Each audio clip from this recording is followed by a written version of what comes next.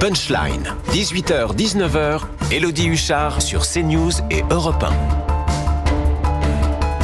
1. De retour sur CNews et sur Europe 1 avec mes invités pour Punchline. On va donc parler de cette initiative inédite en Isère qui a été mise en place. C'est une convention qui a été passée entre le parquet de Grenoble et la caisse d'allocation familiale locale. Et donc, les dealers condamnés se voient supprimer leurs droits de manière totale ou partielle aux aides sociales. Regardez les explications d'Audrey Berthaud.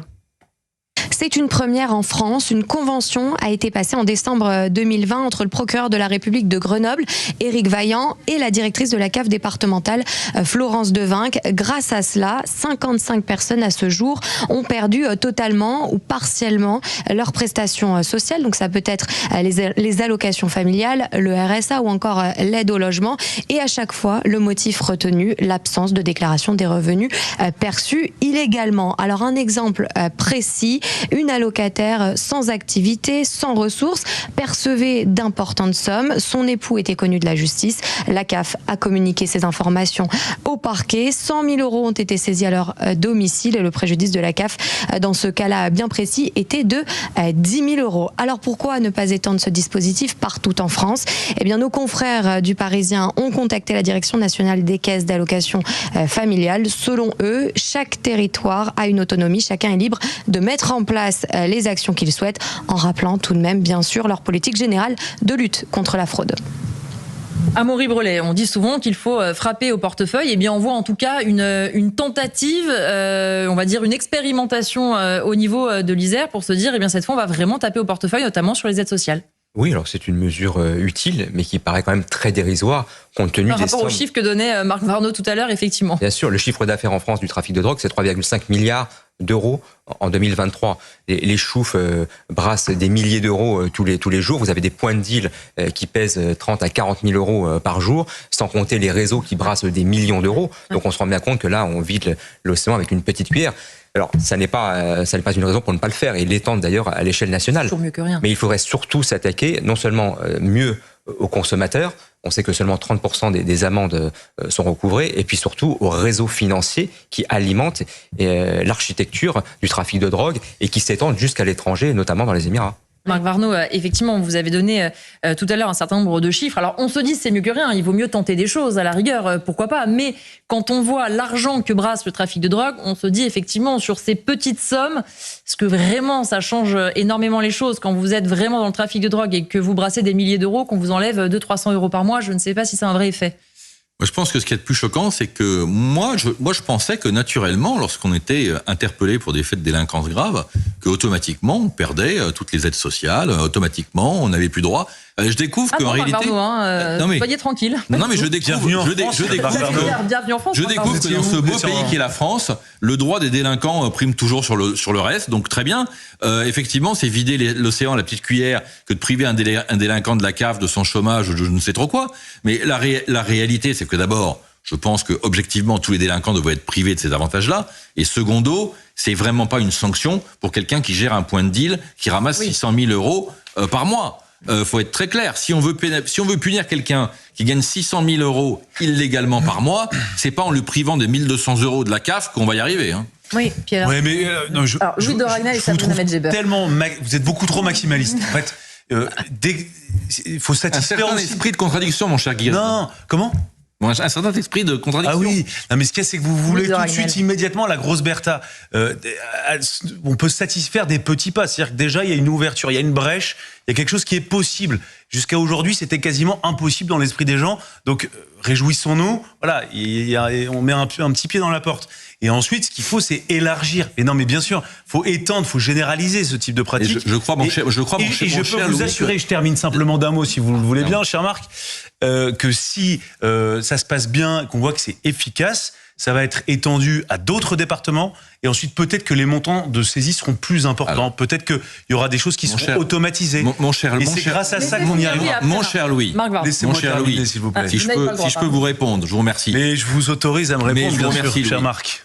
Donc, la politique des petits pas, c'est le mal français absolu. Je vous remercie parce que vous en faites un avocat. Non, mais si, parce qu'on m'a... mais avec vous, il vaut mieux rien. 3-4 fois, je vous ai pas interrompu. 3-4 fois par an. précisez votre propos, c'est 3-4 simplement fois par ça. an. Marc Barneau, allez-y. Alors je vais utiliser la phrase magique, laissez-moi terminer.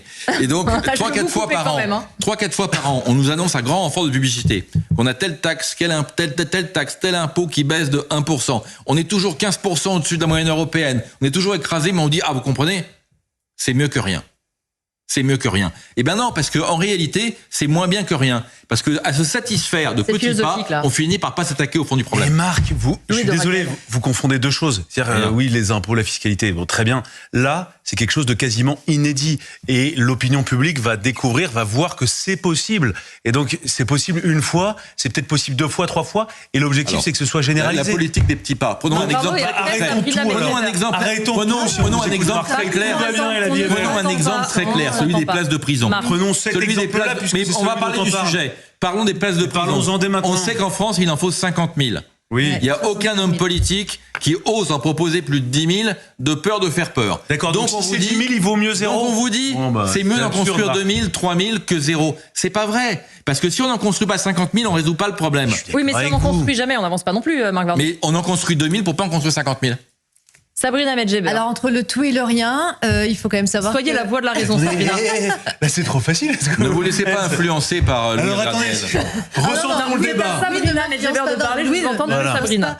Non, mais effectivement, dans l'idéal, il faudrait que ce soit absolument fracassant. Il faudrait Bien que la traçabilité des flux générés par ce marché criminel puisse être actée. Malheureusement, dans le rapport rendu par le Sénat, la commission sénatoriale, dont le rapporteur était Étienne Blanc, Oui. c'était précisément le problème. Alors, ils ont réussi à pointer les faits de corruption, ils ont réussi à estimer le marché. Alors, Amaury parlait de 3,5 milliards d'euros de chiffre d'affaires. Ça, c'est la fourchette basse estimée par Bruno Le Maire. La fourchette haute, elle est plutôt à 6 milliards, estimée par Étienne Blanc lors de cette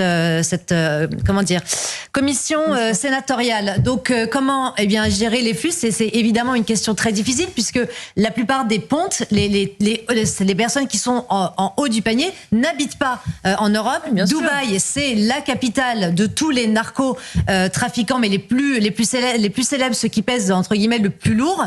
Il y a eu une opération qui a fédéré la Guardia Civile, Europol, etc. pour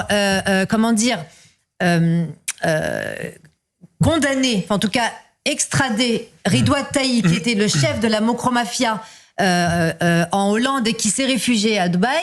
Ça a pris énormément de temps. Ils ont réussi à le faire. Il y a eu quand même une coopération sur le plan international, ce qui est une très bonne chose à saluer. Il y a eu 140 tonnes de stupéfiants saisis l'année dernière, 92,69 en France, ce que précise le rapport du Sénat, enfin de la commission sénatoriale. Donc les choses sont faites. Il y a une opérationnalité du renseignement qui est actée sur le plan national et international. Maintenant, sur le plan de la localité, je trouve que cette initiative est à saluer. Et si elle pouvait être, encore une fois, diluée sur l'ensemble du territoire français, eh bien, ça pourrait peut-être être un peu dissuasif, ne serait-ce que pour empêcher ce sentiment d'impunité qu'ont ces gens qui ne travaillent pas, qui bénéficient de la solidarité nationale, qui ne participent pas justement à la solidarité nationale et qui en plus trafiquent, volent, deal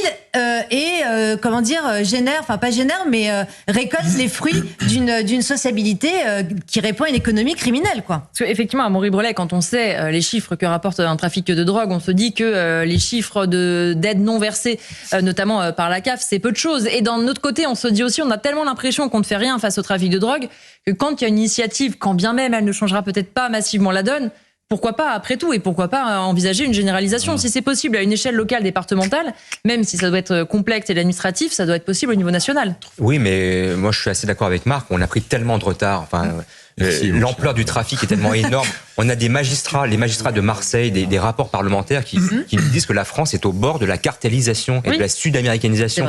On a à Marseille, très régulièrement, mais pas qu'à Marseille, dans le sud de la France, on a aujourd'hui, depuis déjà plusieurs années, on a des enlèvements en pleine rue, des gens qui sont enlevés avec des demandes de rançon, y compris pour 3-4 000 euros. Donc on se croirait au Venezuela ou dans les pires pays d'Amérique latine. Et donc malheureusement cette petite mesure, elle est bien palote à côté de la réalité du problème auquel on fait face. Et on revient d'accord. En plus, mais Amaury, la seule question qui compte, est-ce qu'il vaut mieux quand même la laisser vivre cette initiative, ou est-ce qu'il vaut mieux qu'elle n'existe pas? Je répète ce que j'ai dit avec les places nettes. Malheureusement, je crois que tout cela n'aboutira pas à des résultats probants et ne cessera d'alimenter la colère et la désillusion des Français. Alors on a d'autres indicateurs, on a d'autres indicateurs que l'État ignore totalement, mais ils sont connus maintenant, donc on peut en parler, notamment dans la distribution alimentaire. On est capable de faire la carte de France du trafic de drogue en fonction du taux d'espèces qui se retrouvent dans les caisses des supérettes des villes françaises. Et donc on découvre ceux qui gèrent ça, les chaînes de grande distribution, sont parfaitement conscientes des modifications parfois fracassantes de leur taux d'espèces dans certains magasins. Et donc là, on sait, et pourtant on fait absolument rien. On fait rien. Mais ça, c'est toujours vu, ça. Sabrina Medjeber. Oui, non, déjà, ça c'est toujours vu. Les petits déjà il y a 20 ans dans les quartiers, les petits kebabs, les chichas qui ouvraient. Là, je parle plutôt des carrefours en Seine-Saint-Denis. Voilà, non, mais exactement. Mais tout Marc, le monde savait, tout ça se sait, ça. les services de police derniers mots de Dragnel, mais vraiment derniers mots. font des perquisitions et saisissent de l'argent issu du blanchiment d'argent. Ce que vous dites laisse entendre qu'il n'y a absolument rien qui est fait. Évidemment, la réponse n'est pas du tout à la hauteur, mais dire que les policiers ne saisissent jamais je dis pas que rien n'est fait, je dis simplement qu'on fait trop peu et qu'on ne s'alarme pas comme on devrait de l'ampleur qu'est en train de prendre ce trafic de drogue, c'est tout.